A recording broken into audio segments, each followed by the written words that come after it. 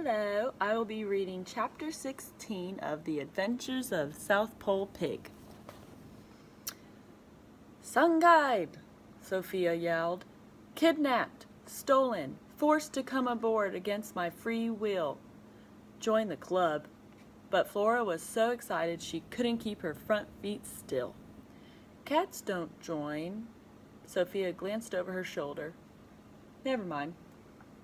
Something was different about her, Flora thought. Sophia had lost weight. She looked less confident. Are you all right? She asked. You look thin. So do you, and definitely hairier. Flora looked down. Her hair had always been softer than the other pigs' hair on the farm, but now it was growing thicker, covering her body in a coat of white that could almost be called fur. Sophia picked up a paw and winced.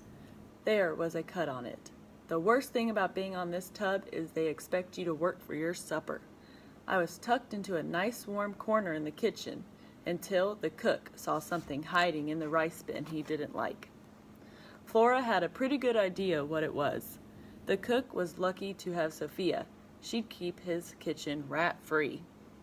The cat went on, threw Sophia down here like a moldy sea-soaked bag of corn. Said I had to make myself useful. Apparently there's a rat problem on this ship that can only be solved by making a cat miserable. It's true. Flora peered into a dark corner. This ship needs a rat hunter like you. A scrabble of claws came from the dark.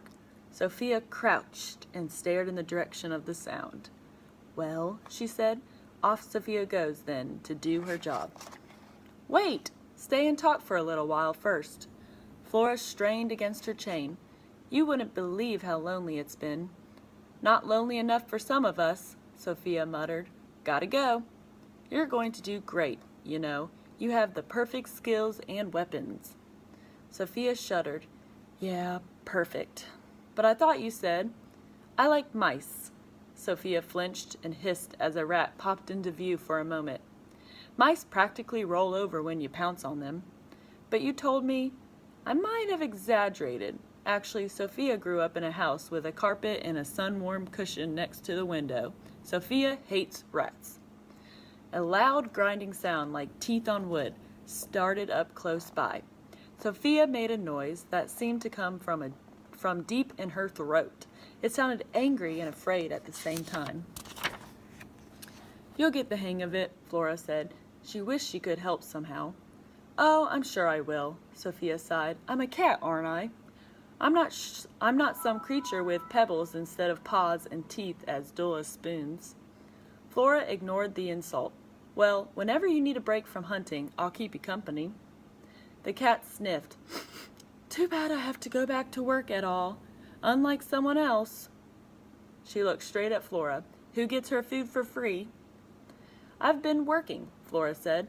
If the cat stuck around, she'd show her just how strong her pulling muscles were getting. And I would be happy to work more. I'm willing to do practically anything. Sophia sat back. She no longer seemed eager to go on the prowl. The tickle of a plan crept into Flora's brain. She sat on her haunches, too. Look, I can do even better than keep you company.